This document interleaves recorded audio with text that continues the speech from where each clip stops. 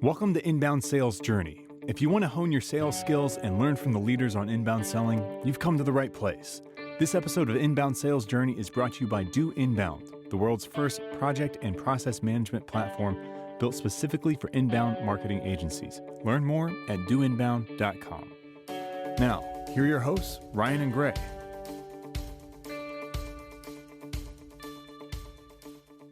Welcome back, everyone. We are on episode number 98 of Inbound Sales Journey, and I am joined live in studio with Gray McKenzie. We don't have a studio. We're in a big office conference room. That's true. We could call it a studio if you want to, but we can also call it a conference room here. It's got some pretty good acoustics. How long is this table, by the way? This is probably two 12-footers put together, right? Yeah, it's about the size of my dining room table at home. Pretty close.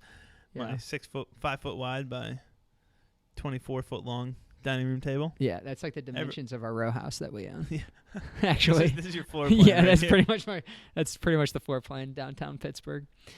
Anyways, we are going to do a little bit more of an interview style podcast episode. I thought it'd be really helpful for some of our listeners out there to hear kind of our story with GuavaBox a little bit more in depth, specifically from a growth and lead gen side. And I think that there are both a lot of younger agencies that are trying to figure out how do we grow and scale the agency, what do we need to do in the beginning, and then after that, and after we've been kind of hustling for a while, what's the next step practically, and what did you guys do? How did it work for you? What are maybe some shortcuts that we could teach or that we could learn from that? And then I think also from agencies who have been around for a while, it might be helpful just to hear what that progression was like and potentially some new things for them to try as well. So, great. I'm going to just toss over to you. First, I just want to hear a little bit about how we started from a sales perspective with GuavaBox and how long kind of that, we could call like the startup phase lasted with that. And I guess just start there and I'll ask questions from there. Cool. Well, this could go a lot of different ways and could go pretty long-winded, so cut me off whenever you're falling asleep over there. Will do. But basically, we started the company, and starting right out of college, we had a transitional phase here. So we had a period of time where I was full-time in GuavaBox straight out of the gate in 2011, I guess that was. But I was the only person initially, and then Andrew came on 8-9 months. Well, yeah, almost a year into the business. Came on full time, and so there was some transition as everyone was kind of handling different things. But out of the gate, the way that we had it set up was basically whoever got the lead. So really early on to get business initially, it was basically friends and family. We've talked about that quite a bit, but just reach out to your personal network, try and generate business directly from them. So at that point in time, as we were going through that process, because there were already personal relationships with a lot of the folks who we initially were doing business with, it would basically be, hey, Ryan knows this person already, so he's going to own the sales conversation, or Gray knows this person already, he's going to own that sales conversation, whatever the case may be. So we ran it that way probably for a little over a year, probably a year and a half. So it's more of an internal competition style almost, if you think about it that way. You get compensated more if you bring in the lead and you're the salesperson. Right. Yep. Yeah, and that's the way it was structured, is the person who brought the business in kind of coordinated who got brought in to do what on the project, and definitely had a monetary incentive to do that as well early on. So now we were able to still work pretty well together because we had a diverse skill set. So we didn't all have the same skills. So a project came in, you kind of needed multiple people to be involved. You couldn't just take it and run with it in most cases. So I think we did that. I could certainly see, looking back at it, how that could have gone downhill really quickly and GuavaBox could have died out. And having seen more companies and agencies having gone through that and died out, I realize that we were really blessed to make it through that phase.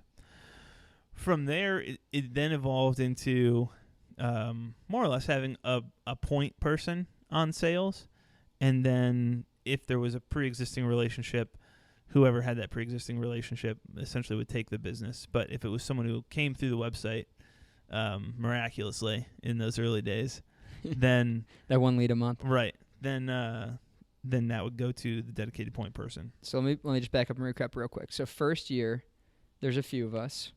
We are all basically reaching out to personal network, trying to figure out who can we do websites for, maybe some marketing, some social media. That was a big thing. We were coming out of college. They were like, okay, you guys are young. You probably know social media better than we did. And that's how we got started. After a year, when we transitioned away from that, do you want to give people a background on what the team looked like at that point as we made the transition to having a point person and how you also selected that point person? Yep.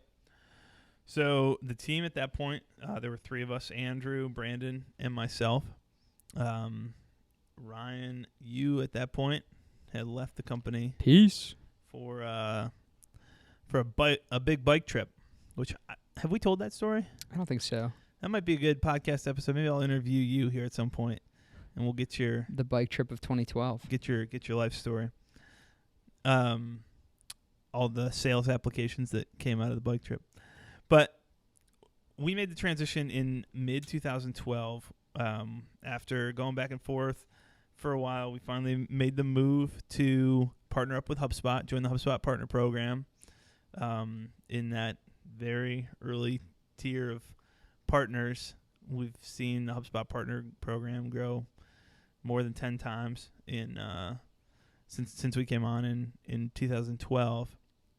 And that was the point at which we really started to get serious about our own marketing and kind of take that seriously. Say, hey, part of this program is we have to pay for HubSpot subscription. We have the software. We've got some people giving us a little bit of coaching. We need to get serious about this and double down on it for ourselves because we've got the time to put into this right now because there's not, quite frankly, there's not that much business coming in. So we're just going to focus, double down on marketing, kind of put all our chips in on that and go with that. So, and as we were coming on with HubSpot, we did not have a point person at that time, but eventually moved towards that. Definitely within the next 9 months or whatever. So, and at that point, finally, we were at the point where there was enough business coming in, and the organizational structure became much more important in utilizing everyone's skills in the right way to get the work done that we had to get done. And as the team expanded, that became more important. So we probably made that move in 2013 towards, initially Brandon took point on sales at GuavaBox, and then I got involved, and then we kept going from there. So when you started to get more serious about marketing and making that decision to go towards HubSpot, where did you guys start from a marketing standpoint? And did you know at that point like who you wanted to target and go after?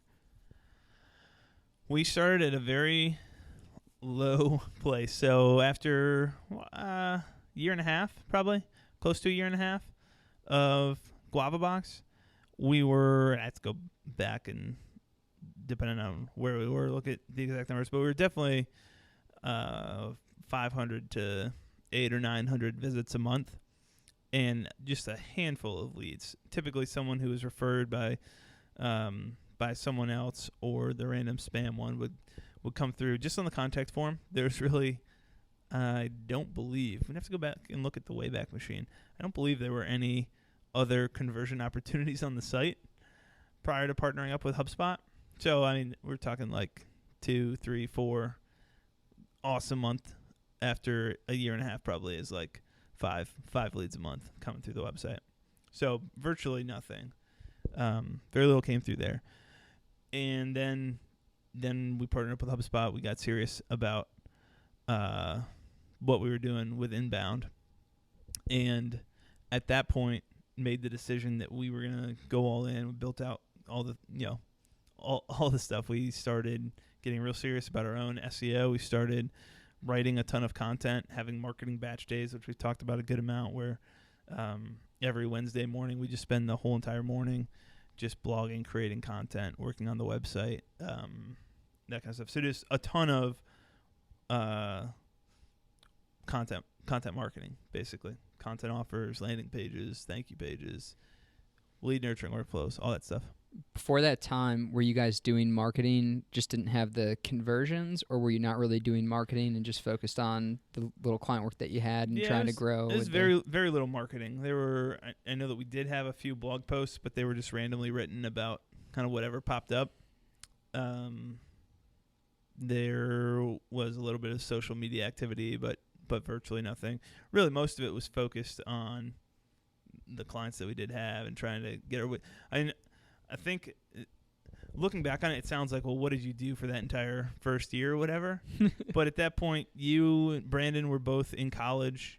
Andrew was working a full-time job and had very little time. And so it was most of the website, any website project that came through wound up on my plate.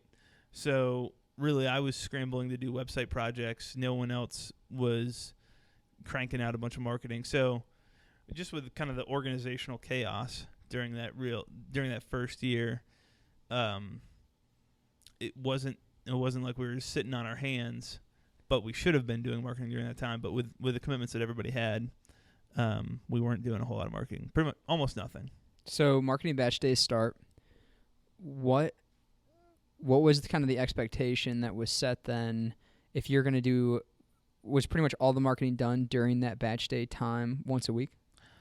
That was the bulk of our content writing, and we would try and get as much as possible done. There was always a little bit of carryover. Sometimes that would carry over into the afternoon, and things where like some of the partnerships or guest posting type of opportunities, guest podcasting opportunities, that stuff would come up, and that would happen outside of Wednesday morning. But really the bulk and website work, if we were doing new design or development stuff for our own website, that would typically happen outside of Wednesday morning. But as far as copywriting itself or SEO for our blog posts, building out lead nurturing sequences, building out content offers, most of that was done just on those Wednesday mornings. So really, it was a time commitment. I mean, it's 4 hours from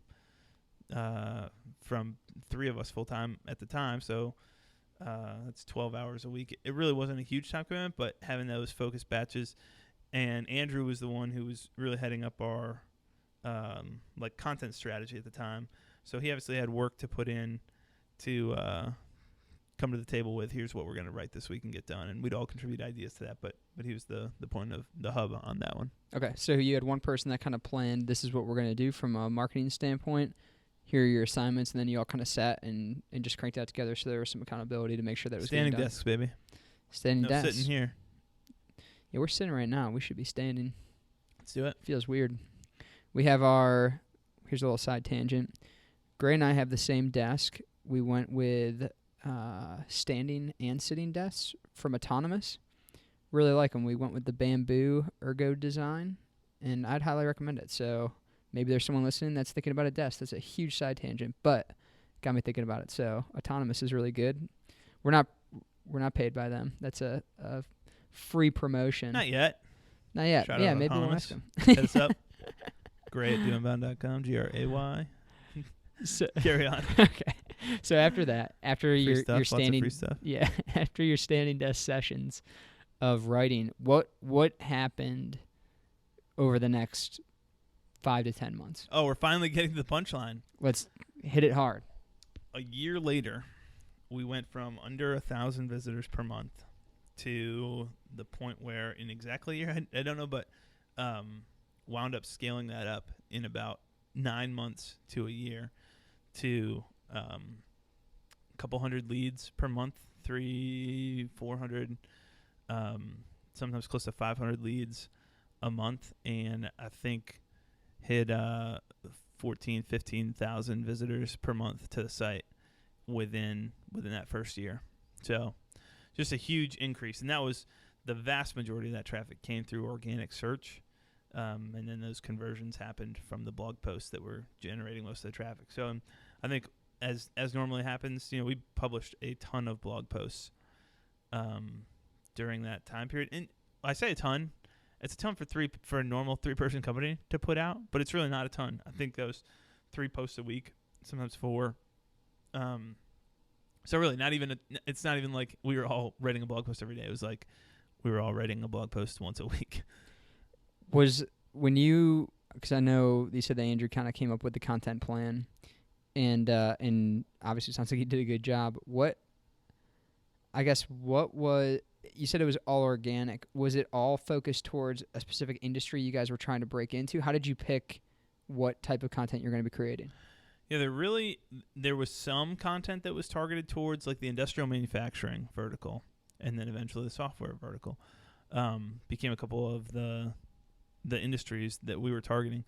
A lot of the blog content itself was not geared towards those industries specifically, but a lot of the content offers became geared towards those industries.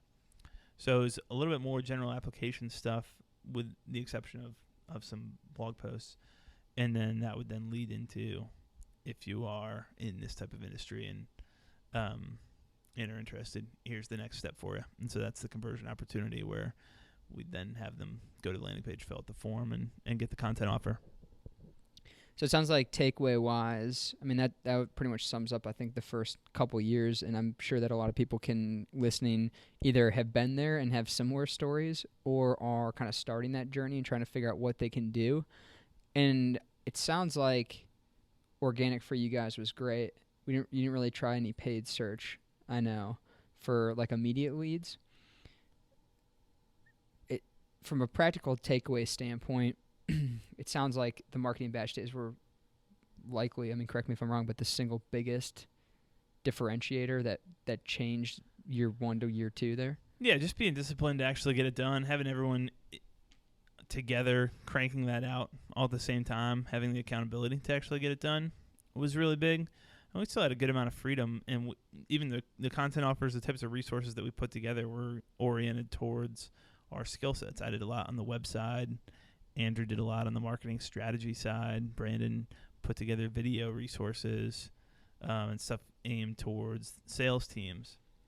So I think we leveraged our own personal skill sets pretty well to build that out, but also having that, just taking it seriously for once.